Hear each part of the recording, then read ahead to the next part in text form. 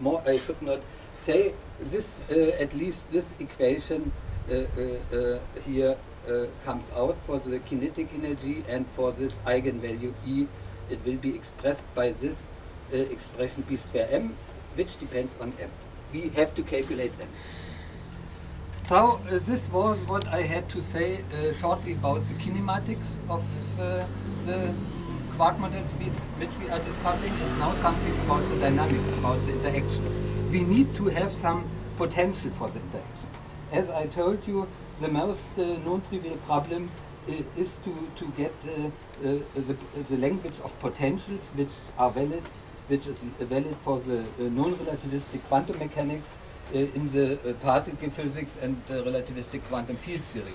It can be only some approximation, and it is not given by God, the potential from a priori. We should determine it from the interactions, but the interactions are known from the interaction vertices and from all the information which is encoded in the Lagrangian of the given field theory.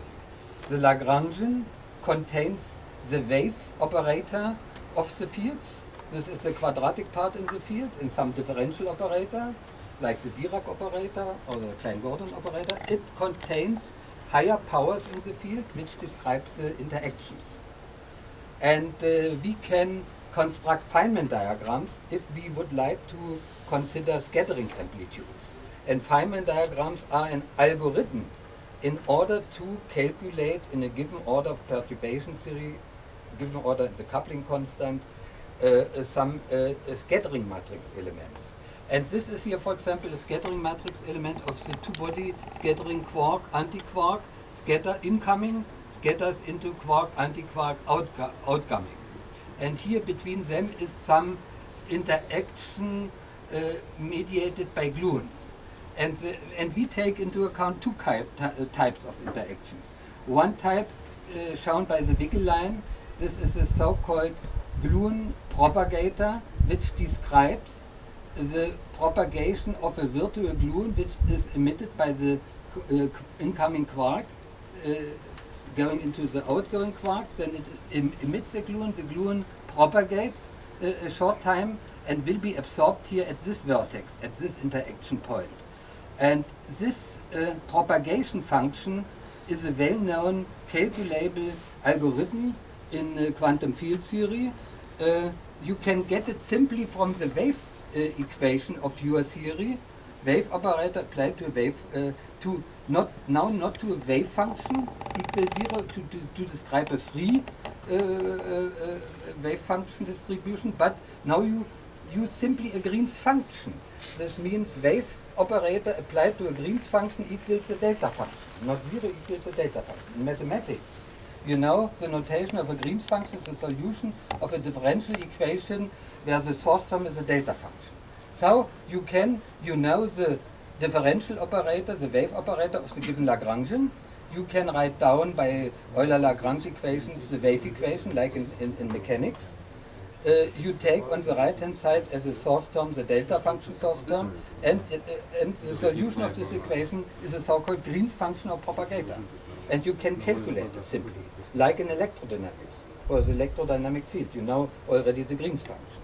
The same way one calculates the propagators or Green's functions that are well-known quantities.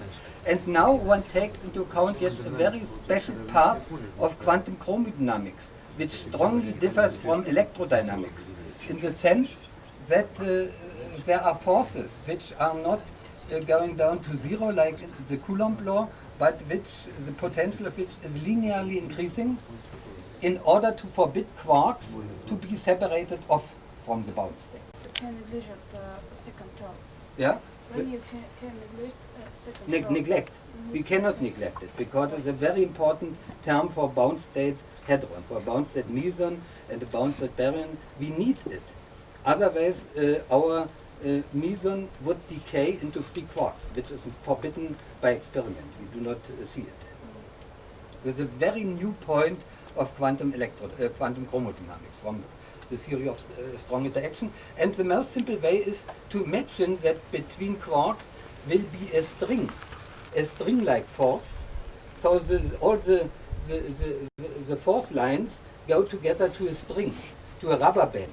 And this rubber band also does not allow if you take the ends when it will not be interrupted, so to say, to separate the ends.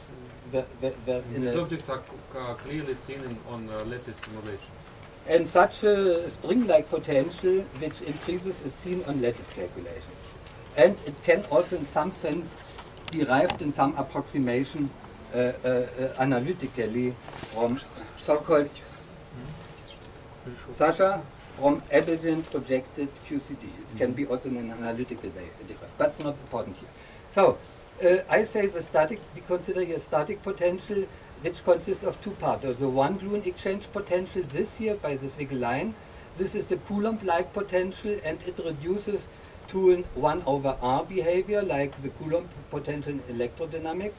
Alpha S is the running coupling constant, or the fine structure constant of strong interactions, G squared divided by 4 pi, which in generally contains some perturbative one-loop corrections, and therefore depends on some renormalization scale mu, which is shown here, the dependence on mu.